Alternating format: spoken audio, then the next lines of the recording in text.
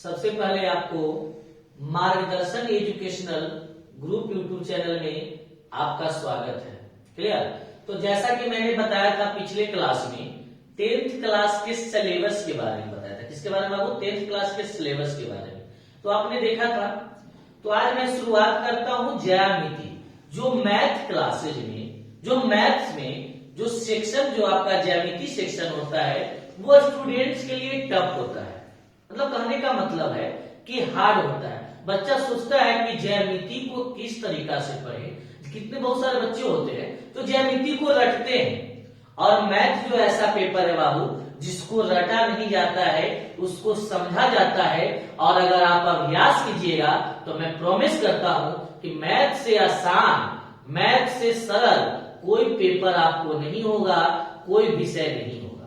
आज मैं आपको जो मैं बताऊंगा दो त्रिभुज, मैं एक टॉपिक उठाता हूं बाबू ज्यामिति में, ज्यामिति में। क्लियर। मैं आज एक टॉपिक उठाता हूं ज्यामिति में, ज्यामिति। क्लियर। यानी ज्यामिति में आपके एग्जाम्स से जो मैं क्वेश्चन बताऊंगा वो कितने नंबर का पूछता है? 3 मार्क्स का। एकदम सेम क्वेश्चन पूछेगा बाबू, 3 मार्क्स में पूछता है क्वेश्चन कि दो त्रिभुज के सर्वांशम, दो त्रिभुज के सर्वांशम होने के शर्त को लिखें।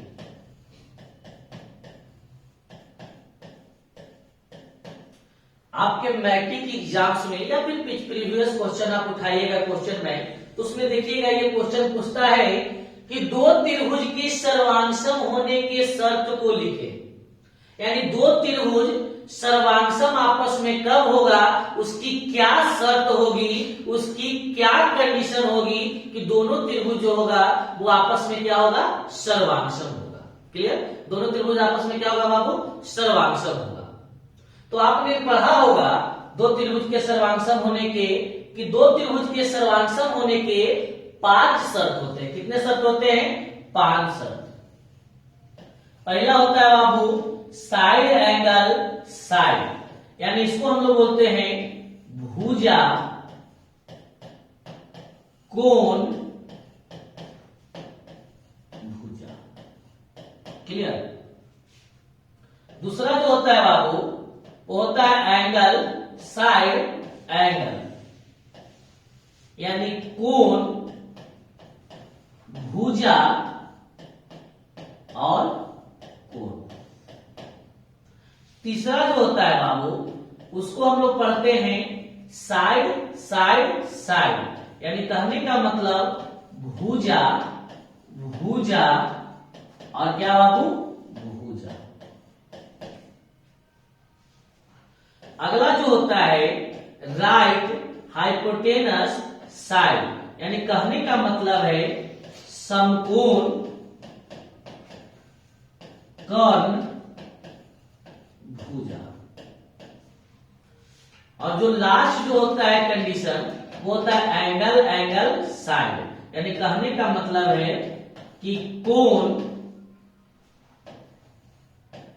कोण भुजा।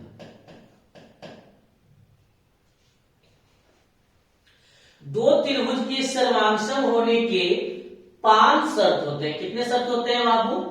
5 शर्त। यानी कहने का मतलब है कि अगर ये 5 शर्त, ये कंडीशन अगर काम करेगा तो दोनों त्रिभुज आपस में क्या होंगे?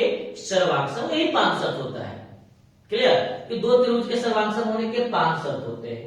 यानी कहने का मतलब है कि जो त्रिभुज होगा, यानी दो त्रिभुज जो आपस में होगा सर्वांशम, ये 5 ही शर्त होता है दो त्रिभुज के। क्लियर।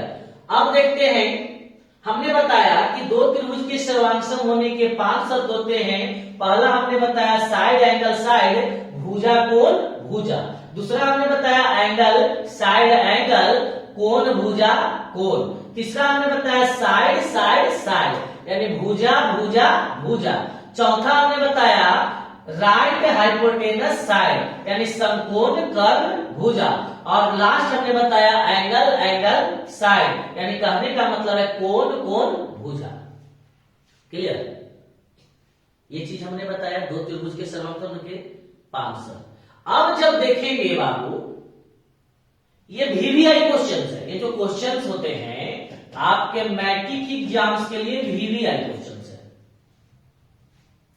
जो बच्चे इन साल 10th क्लास में गए हैं और जो बच्चा का 10th का एग्जाम भी है, वो बच्चा इस क्वेश्चन को अगर क्लियर कर लेता है, इस कॉन्सेप्ट को क्लियर कर लेगा, तो मैट्रिक्स बोर्ड्स में उसके 3 नंबर्स कोई नहीं रोकेगा।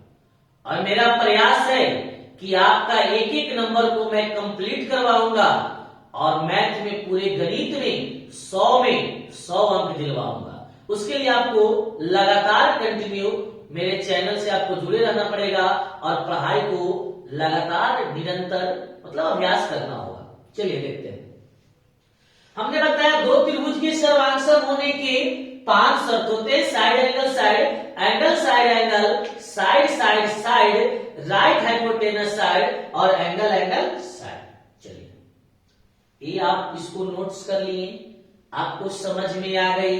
आप जब मैं क्लास को स्टार्ट करूंगा तो मैं बताऊंगा किसी एक त्रिभुज की 2 भुजा और उसके बीच का कोण किसी दूसरे त्रिभुज की 2 भुजा और उसके बीच का संगत कोण आपस में बराबर हो तो दोनों त्रिभुज सर्वांगसम होते हैं। क्लियर? जब मैं एक्सरसाइज शुरू करूंगा तो मैं आपको सारी चीज को मैं बताऊंगा। फिलहाल अभी हम लोग जानते हैं कि दो त्रिभुज के सर्वांगसम होने के 5 शर्त होते हैं। पहला होता है साइड एंगल साइड, दूसरा होता है एंगल साइड एंगल, तीसरा होता है साइड साइड और चौथा होता है राइट हाइपोटेनस साइड और पांचवा होता है एंगल साइड।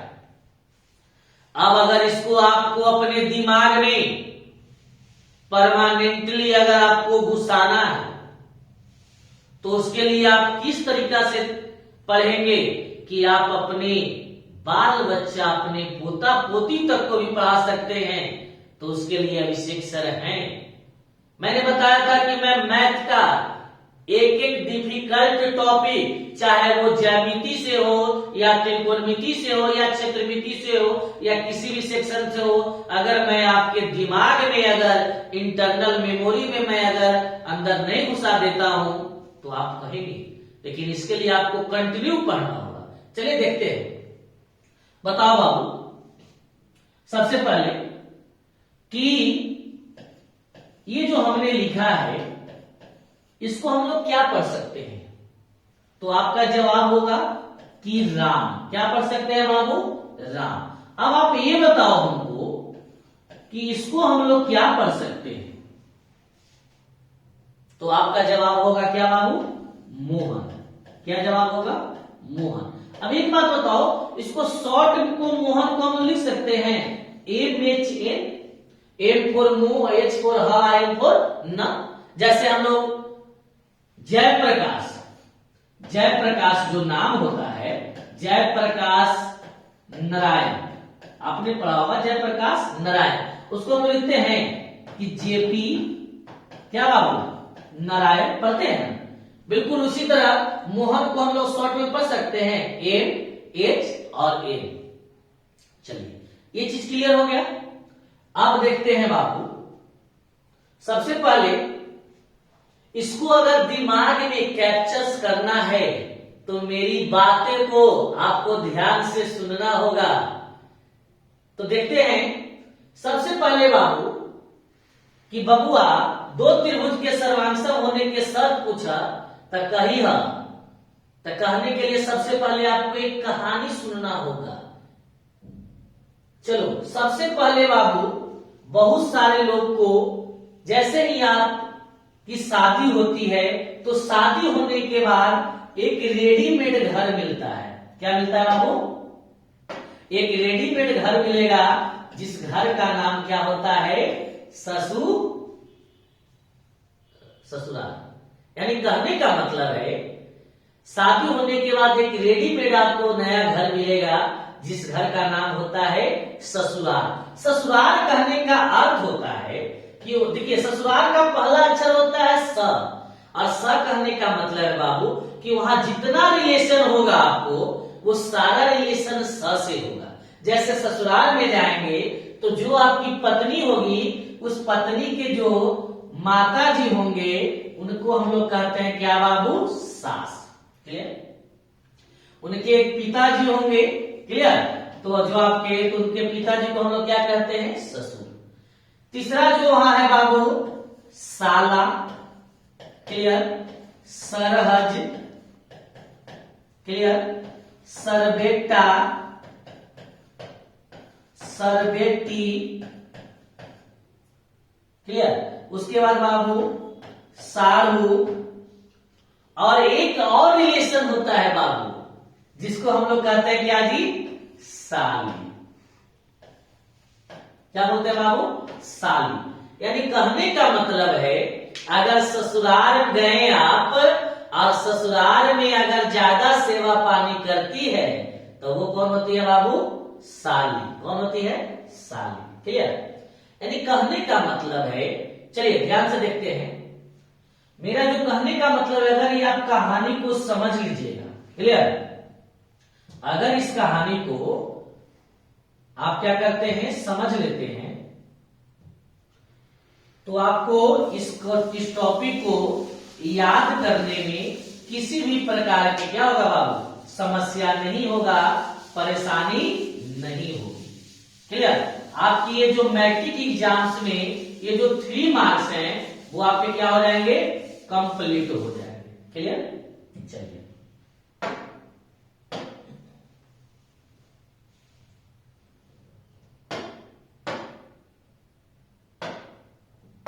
चलिए, हमने बताया बाबू ससुराल हम लोग गए थे तो वहां एक मुलाकात हुई थी सासू माँ से। किनसे मुलाकात हुई थी, सासू माँ से।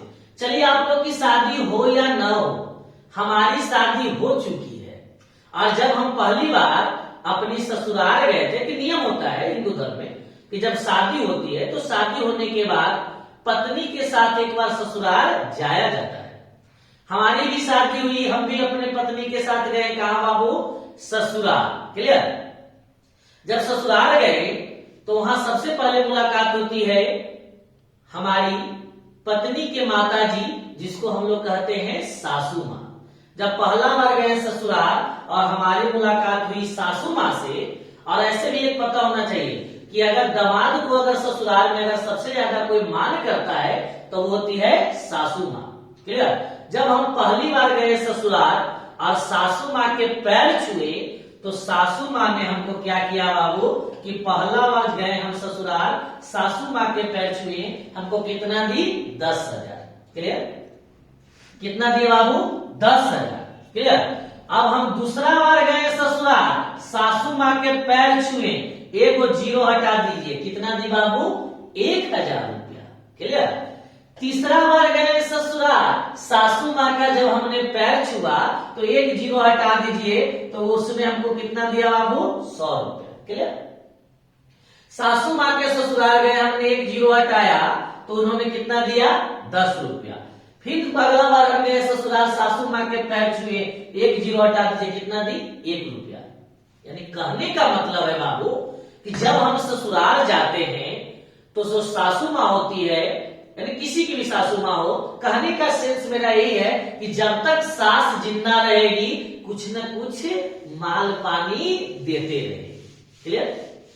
चलिए अब देखते हैं, हम लोग आते हैं टॉपिक पे। किस पे बाबू, टॉपिक पे आते हैं हम लोग। चलिए अब देखेंगे कि दो त्रिभुज के सर्वांगसम होने के 5 शर्त होते हैं। हमने दोनों कहानी समझाया, दोनों कहानी को आपने समझ लिया तो समझिए कि ये आपका जो ये 3 मार्क्स जो कॉन्सेप्ट है, दो त्रिभुज के सर्वांगसम होने के शर्त, ये आपका क्या हो गया, क्लियर हो गया। देखते हैं, एक बात बताओ बाबू कि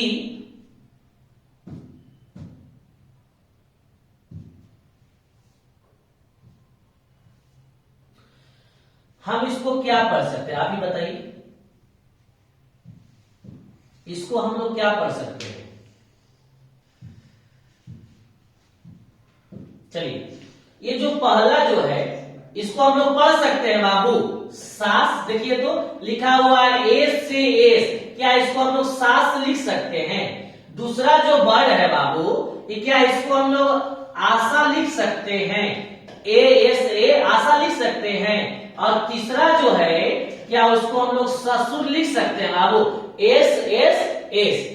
और जो देखिएगा जो चौथा है इसको हम लोग शॉर्ट में लिख सकते हैं रोहन सिंह, क्या लिख सकते हैं बाबू, रोहन सिंह। और देखिएगा जो लास्ट है क्या इसको हम लोग आस लिख सकते हैं।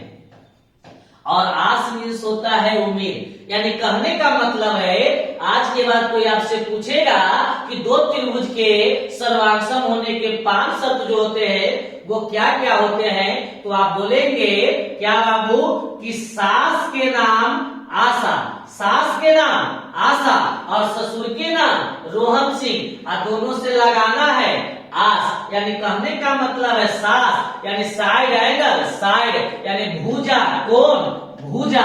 और अगर आशा यानी एंगल, साइड एंगल, और ससुर यानी साइड साइड साइड, और रोहन सिंह यानी राइट हाइपोटेनस साइड, और आस यानी एंगल एंगल साइड। क्लियर। दो त्रिभुज के सर्वांगसम होने के 5 शर्त पूछेंगे तब बोलेंगे सास के नाम आशा, ससुर के नाम रोहन सिंह, और दोनों से लगाना है क्या बाबू, आस यानी सास यानी साइड एंगल साइड, भुजा कोण भुजा, आशा यानी एंगल साइड एंगल, कोण भुजा कोण, और ससुर यानी साइड साइड साइड, भुजा भुजा भुजा, रोहन सिंह यानी राइट हाइपोटेनस साइड, समकोण कर्ण भुजा, और आस यानी एंगल एंगल साइड यानी कोण कोण भुजा। तो क्या आपका 3 नंबर्स जो 3 मार्क्स हुए क्या आपके क्लियर हुए। तो मैं हर एक चीज मैथ का जो पार्ट्स है, जितने मैथ में डिफिकल्ट टॉपिक आएंगे मैं सारे चीज को मैं कहता हूं कि मैं मैथ के हर एक सेक्शन को मैं इजी बना दूंगा, सरल बना दूंगा। तो आपको निरंतर क्या करना है, मेरे मार्गदर्शन यूट्यूब चैनल पे क्या करना है बाबू, आपको क्लास को जारी रखना है। तो आप लोग क्या कीजिए, मेरे इस वीडियो को अपने मित्र लोग के साथ इतना शेयर कर दीजिए कि जो बच्चा मैथ में कमजोर है, जिसको मैथ से लगता है डर, उसको पता चल जाए कि आपको मैथ को लेकर आए हैं अभिषेक सर, जो कहते हैं अपने आप को गणित के जादूगर, मैजिशियन ऑफ मैथमेटिक्स। मैं मैथ को पढ़ाऊंगा ही नहीं, मेरा वादा है कि मैथ को मैं घोर के पिलाऊंगा। तो आप लोग मेरे YouTube चैनल मार्गदर्शन एजुकेशनल ग्रुप को क्या करना है बाबू, सब्सक्राइब करना है। सब्सक्राइब कीजिएगा और क्या कीजिएगा, शेयर कीजिएगा। तो मैं इस तरीके के बहुत सारे वीडियो मैं आपके पास लाते रहूंगा। और मेरे जो वहां पे घंटी होगा सब्सक्राइब के बगल में बेल आइकन घंटी, उस घंटी को क्या करना है, दबा देंगे और ऑल बटन पे क्लिक करेंगे। तो मैं जितना वीडियो बनाऊंगा वो सारे वीडियो आपको क्या हो जाएगा, मिल जाएगा। तो आज के लिए धन्यवाद।